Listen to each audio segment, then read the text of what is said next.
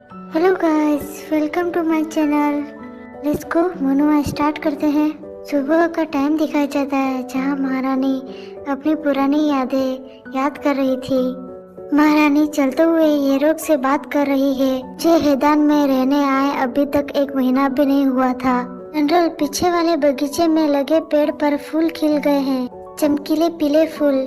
येरो की नजर महारानी के लंगड़ाते हुए पैरों पर पड़ती है। क्या आपके पैर में दर्द है महारानी? हाँ, ठीक है येरक। महारानी, आपको कुछ भी हो जाता है तो ये साम्राज्य के लिए बहुत बड़ा नुकसान होगा। कोई ऐसी बातें नहीं छिपानी चाहिए। उस टाइम मुझे अभी भी इस साम्राज्य के अजीब कपड़ों व उनके जूतों के अजीब आकार की आदत नहीं पड़ी थी। मेरे मन में ये ख्याल भी नहीं आया था कि मुझे कपड़े पहनाने वाली दरबारी महिला ने जानबूझकर मुझे मेरे पैरों से छोटे जूते दिए। साम्राज्य में तब ब्यूटी स्टैंडर्ड में एक भी बिना दाग वाली स्किन को, चिकने और गोरे पैरों को सबसे अच्छा माना जाता था। येरक महारानी के मोजे उतारकर घाव देखता है। महारानी, उसे लगा होगा कि अगर मेरे पैर खराब हो गए तो महाराज मुझे कभी नहीं देखेंगे। उसका इरादा चाहे जो भी रहा हो, मैंने ही बिना किसी शिकायत के उन जूतों को पहनना शुरू रखा और गलत साइज लाने वाले वो खुद थी। इसलिए उसे सजा देने से मैं अपने नौकरों को बुरी ही लगूंगी। येरक महारानी के पैर साफ करके मलहम लगाकर उनके पैर को पट्टी से कवर कर देता है और महारानी से कहता है, महल एक ऐसी जगह है, अब जब आप इन कोर्ट के हेड बन गए हो तो तुम्हें ऐसी चीजों का सामना करना पड़ेगा। नहीं, इससे भी कहीं ज्यादा बुरी चीजों का बहुत बार सामना करना होगा। लेकिन आपको तब भी किसी पर भरोसा नहीं करना है। भले ही कोई आपके साथ दोस्ताना मुस्कान के साथ आपके करीब आए, अभी भी खुद को ज्यादा दूसरों से अटैच मत होने देना। महारानी कहती है, तो क्या इसका मतलब ये है कि मुझे आप पर भी भरोसा नहीं करना चाहिए? जनरल रख, नहीं, आपको नहीं करना चाहिए। महारानी, तो फिर महाराज के बारे में क्या? येरक कुछ नहीं कहता। जनरल जो हमेशा तुरंत जवाब देते थे, भले ही मशीनी तरीके से ही सही, पर हर सवाल का जवाब देना, और उसने उस पर कुछ नहीं कहा। तक मेरी मातृभूमि पूरी तरह बर्बाद नहीं हो गई, तब तक मुझे समझ नहीं आया कि ऐसा क्यों हुआ। तभी मुझे इसकी वजह समझ में आई, वो सब महाराज का किया हुआ था। इतने टाइम से मैं दुश्मन के इलाके के ठीक बीचों बीच था, उनके साथ रह रहा था। और प्रेजेंट का सीन दिखाया जाता है।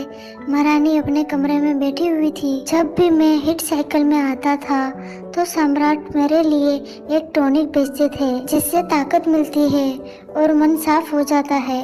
सब कहते थे कि महाराज मेरी बहुत देखभाल करते हैं, मेरी चिंता करते हैं, ये उनकी मेहरबानी की निशानी है।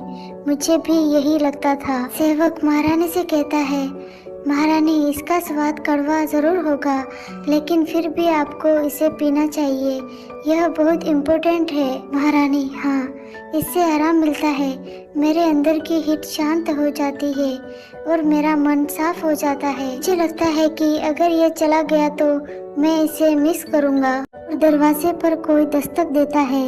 यह क्या है? नौकर, महारानी, एक मेहमान आए हैं। कोई मेहमान? अब मुझसे मिलने कौन आएगा? जब महल में ये खबर फैल गई कि मेरा देश अब नहीं रहा और मेरा कोई महत्व नहीं रह गया, तो जो कुछ लोग कभी मुझसे मिलने आए थे उन्होंने भी आना पूरी तरह से बंद कर दिया था।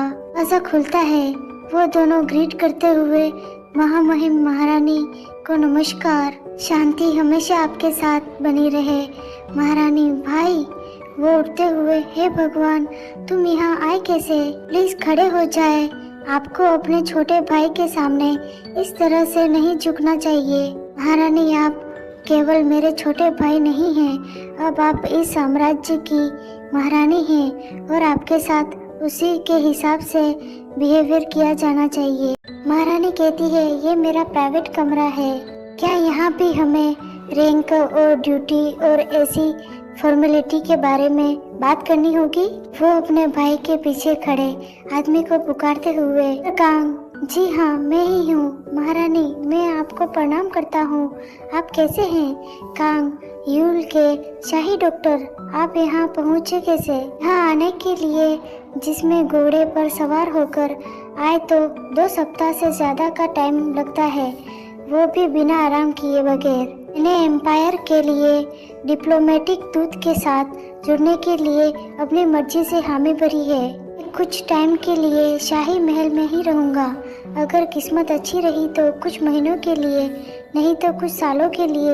महारानी, दूत? महारानी का भाई हेडर और यूल के बीच किसी को तो बातचीत का दूत का काम करना था। ताकि तुमने कहा, चलो ऐसे बातों पर टाइम बर्बाद न करें, और टाइम हो गया है। चलो थोड़ी बातें करते हैं। छोटे भाई, महारानी सेवक को आदेश देते हुए, चाय ले आओ। सेवक, हाँ महारानी। कांग डॉक्टर पूछता है, वैसे ये टॉनिक क्या है? महारानी, मैं हमेशा से ही कमजोर रहा हूँ। ये बात सीधे सीधे कहना थोड़ी शर्म की बात है कि मेरे हिट साइकिल के लिए है, लेकिन डॉक्टर कांग मुझे बचपन से जानते हैं। डॉक्टर कांग, महारानी आप कहे तो मैं इसे देख सकता हूँ? ओहो बिल्कुल। डॉक्टर उसे सुनता है। डॉक्टर का रिएक्शन बहुत अलग होता है। तो महारानी का भाई पूछता है, क्या इसमें जहर है? आप क्या कहना चाहते हैं? डॉक्टर, नहीं, ये जहर नहीं है। ये एक अच्छी जड़ी बूटियों से बना एक टॉनिक है। इसे पीने से शरीर में शक्ति आ जाती है। तो फिर आपके चेहरे पर ऐसी रिएक्शन क्यों है? डॉक्टर कांग, जब मैं इसे ताकत कहता हूँ तो मेरा मतलब यान अल्फा एनर्जी से है, और आप जैसे यीन ओमेगा टाइप के आदमी के लिए खासकर आपकी हीट के समय जब आपके शरीर में ओमेगा एनर्जी भर जाती है, ये टॉनिक खतरनाक हो सकता है। अगर आप इसे पीते रहे तो हो सकता है कि आप कभी प्रेग्नेंट नहीं हो पाएंगी। डॉक्टर पूछता है, महारानी क्या महाराज ने कभी आपके साथ संबंध बनाए हैं? बार भी? महारानी, नहीं, मैं हमेशा से कमजोर रहा हूँ, तो मैंने सोचा उसने मुझे ये प्यार से दिया होगा। महारानी का भाई कहता है, तो हेदान के महान सम्राट को मेरे भाई से शाही बच्चा पैदा करने का कोई भी इरादा नहीं था? कभी नहीं। थोड़ी देर के बाद महारानी महाराज के पास आती है। महाराज कुछ कागजात देख रहे थे। महाराज पूछते हैं, वो महारानी जी, अचानक मुलाकात की क्या वजह है? मैं तो दरबारी मामलों से कभी भी जरा भी दिलचस्पी नहीं दिखाई। महाराज मैं सिर्फ एक ही बात पूछने आया था। आपने मुझे महारानी क्यों नहीं बनाया अभी तक? मेरे पास न कोई अधिकार है, न ही परिवार है, और न ही कोई बच्चा, व न ही कोई धन दौलत। क्या तुम मुझसे प्यार नहीं करते? मुझसे कोई बच्चा नहीं चाहते? ऐसा क्यों? महाराज, मुझे ये देखने की जिज्ञासा थी कि ये रब मुझसे कितनी दूर जाएगा। महारानी, क्या? महाराज कहते हैं, वो अपना चेहरा एक बैनर की तरह बनाता है। वो मेरे बिना नहीं रह सकता, लेकिन जब मैं पास होता हूँ तो वो इसे कभी नहीं दिखाता। इसके बजाय वो मेरे लिए एक के बाद एक कई योग्य दुल्हनों को मेरे सामने लाता रहा। मैंने सोचा था कि अगर मैं उसके आसपास के सारे लोगों को एक एक करके खत्म कर दूं, जब तक कोई और न बचे, तो वो आखिरकार रुक जाएगा। वो थक कर मेरे पास आ जाएगा। फिर भी 10 साल के बाद भी वो अभी भी वही कर रहा है, उससे दूर रहने का नाटक। ये सच में कमाल की बात है। ऐसी जिद तारीफ के काबिल है। तो महारानी, क्या आप भी क्यूरियस नहीं होंगी कि वो ये जिद कब छोड़ेगा? ये देखने के लिए कि वो कब तक टिका रहेगा अपनी बातों पर। रानी गुस्से से बोलती है, बस इसी के लिए, ऐसी छोटी सी बात के लिए तुमने मेरी जिंदगी तबाह कर दी, शांत यूल को बर्बाद कर दिया। क्या वाकई वो आदमी था जिसके लिए मैं पूरे दिल से तरसती थी? मुझे अब भी लगता है कि शायद महाराज और वो आगे कुछ नहीं बोल पाती, चुप हो जाती है। महारानी वापस जाने लगती है।